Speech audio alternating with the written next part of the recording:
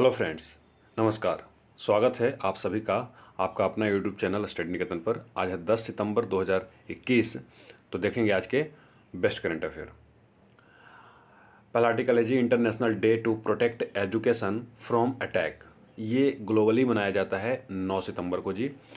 ये international day जो है वो फर्स्ट टाइम सेलिब्रेट किया गया था लास्ट ईयर यानी 2020 को, और इसका पर्पस है to raise awareness regarding the importance of safeguarding schools as places of protection and safety for students and educators. ठीक है, टीचर और स्टूडेंट दोनों को सेफ्टी प्रोवाइड करने के लिए ये डे मनाया जाता है जी।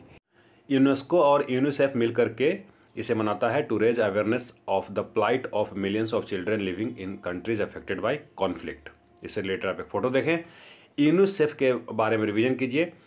पूरा नाम आप जानते हैं। यूनिसेफ के जो फॉर्मेशन हुआ था 11 दिसंबर 1946 को हुआ था जी। न्यूयॉर्क सिटी जो कि यूएसए में है, इसका हेडक्वार्टर है। पेरेंट ऑर्गेनाइजेशन यूएनजीए यानी यूनाइटेड नेशन जनरल असेंबली और United nation economic and social council है जी। ठीक है, इसके executive director Henrietta H four हैं और थोर हैट्रेम इसके प्रेसिडेंट हैं।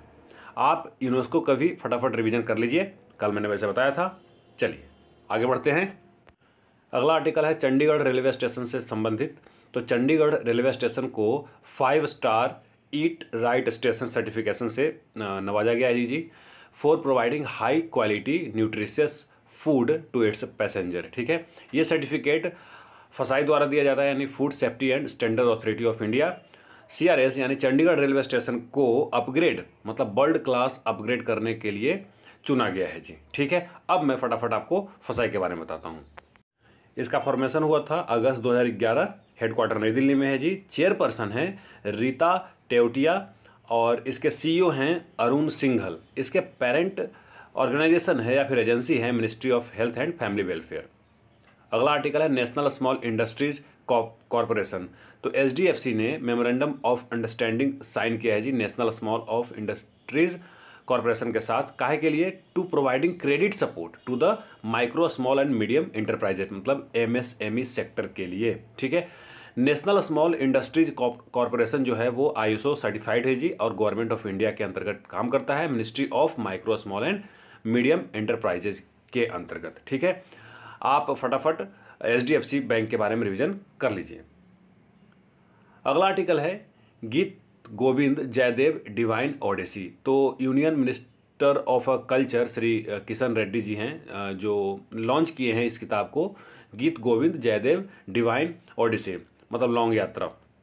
ये ऑथर किए मतलब लिखे हैं डॉक्टर उत्पल के बनर्जी जी। ठीक है, गीत गोविंद जयदेव ने लिखा था और ये 12वीं सेंचुरी के कवि थे जी।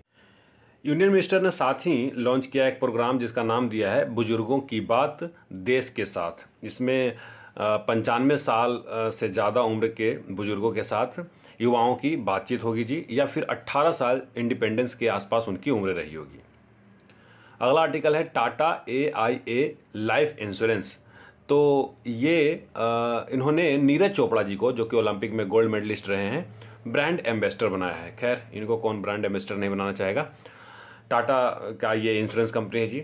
चलिए मैं रिवीजन करवा देता हूँ आपको। टोक्यो ओलंपिक में जो मेडल जीते हैं हम लोग, नीरज चोपड़ा जी ने गोल्ड जीते थे जेवलिन थ्रो में। रेसलिंग में रवि कुमार दहिया ने सिल्वर जीते। वेट लिफ्टिंग में मीराबाई चानू ने भी सिल्वर जीते जी। PV सिंधु ने वुमेन्स सिंगल बैडमिंटन में ब्रॉन्ज जीते। बॉक्सिंग में जी लवलीना बोरगोहाइन ने ब्रॉन्ज जीते। इंडियन हॉकी टीम ने ब्रॉन्ज जीता है जी, और साथ में बजरंग पूनिया जी ने भी ब्रॉन्ज जीता है रेसलिंग में। तो आप बार बार रिवीजन कीजिए जब तक कि पूरा का पूरा 7 नाम याद ना हो जाए। अगला आर्टिकल है वतन प्रेम योजना से संबंधित। ठीक है, गुजरात गवर्नमेंट ने अनाउंस किया है एक प्रोजेक्ट, पब्लिक वेलफेयर प्रोजेक्ट, और जिसमें 1000 करोड़ रुपया इन्होंने jointly with non resident Gujaratis by December 2020 तक के लिए अनाउंस किया है जी, और उसका नाम दिया है वतन प्रेम योजना। ठीक है, इसके अंतर्गत क्या क्या आएगा उसको आपको पता होना चाहिए। Smart classes in school and library, community hall, primary health centre and anganwadi, CCTV surveillance system, water recycling, drainage, sewage treatment and beautification of ponds, bus stand और solar energy powered street light etcetera, ठीक है। तो ये सब वतन प्रेम योजना के अंतर्गत आएगा और ये नॉन गुजराती के लिए इन्होंने शुरू किया है जी। अगला आर्टिकल है रजनीश कुमार से संबंधित। आप जानते हैं ये फॉर्मर SBI चेयरमैन रह चुके हैं। इनको आंध्र प्रदेश गवर्नमेंट ने अपॉइंट किया है इकोनॉमिक एडवाइज़र, ठीक है, अपने राज्य के economic adviser. Rajneesh Kumar ji retire हुए थे SBI से अक्टूबर 2020 में, मतलब लास्ट ईयर, 1 साल करीब हो गया है। इन्होंने अभी अभी नॉन एग्जीक्यूटिव डायरेक्टर बने हैं जी Hong Kong and Shanghai bank corporation को, ठीक है। इन्होंने SBI ज्वाइन किया था 1980 में एज ए PO। इनका फोटो देखें। आंध्र प्रदेश की बात आई है तो 1 नवंबर 1956 को इसका फॉर्मेशन हुआ था। विशाखापत्तनम में एग्जीक्यूटिव कैपिटल है जी, अमरावती में लेजिस्लेटिव कैपिटल है, कुरनूल में जुडिशियल कैपिटल है। लार्जेस्ट सिटी विशाखापत्तनम ही है। 13 जिले हैं। गवर्नर विश्वभूषण हरिचंदन है। YS जगनमोहन रेड्डी यहाँ के CM हैं। यहाँ के लेजिस्लेचर बाइक कैमरल है जी, यानी असेंबली में 175 सीटें, वहीं काउंसिल में 58 सीटें, राज्यसभा में 11 सीट, लोकसभा में 25 सीटें हैं जी, ठीक है। आगे बढ़ते हैं, अगला आर्टिकल देखते हैं यूको बैंक से संबंधित। तो रिजर्व बैंक ऑफ इंडिया ने इस पब्लिक सेक्टर बैंक को हटा दिया है प्रॉम्प्ट कोरिएक्टिव एक्शन से, मतलब PCA, ठीक है। इस फ्रेमवर्क के अंतर्गत इनको 2017 में लाया गया था क्योंकि नॉन परफॉर्मिंग एसेट बढ़ गए थे और निगेटिव रिटर्न ऑन एसेट था, ठीक है। PCA में अभी भी 2 बैंक शामिल हैं, एक तो इंडियन ओवरसीज बैंक है और दूसरा सेंट्रल बैंक ऑफ इंडिया है जी, ठीक है ना। तो अब आपको याद होना चाहिए कि यूको बैंक को बाहर कर दिया गया है इससे, मतलब अब वो लोन वगैरह दे सकते हैं। ये भी एक पब्लिक सेक्टर बैंक है जी, यूको बैंक। चलिए यूको बैंक के बारे में बता दूं आपको। इसका हेडक्वार्टर कोलकाता में है जी, ठीक है। और MD और CEO अतुल कुमार गोयल हैं। वहीं यूको बैंक के फाउंडर हैं घनश्याम दास बिरला। और कब बना था ये? 6 जनवरी 1943 को ये बैंक का फॉर्मेशन किया गया था जी, यूको बैंक का, ठीक है। चलिए आगे बढ़ते हैं, अगला आर्टिकल देखते हैं।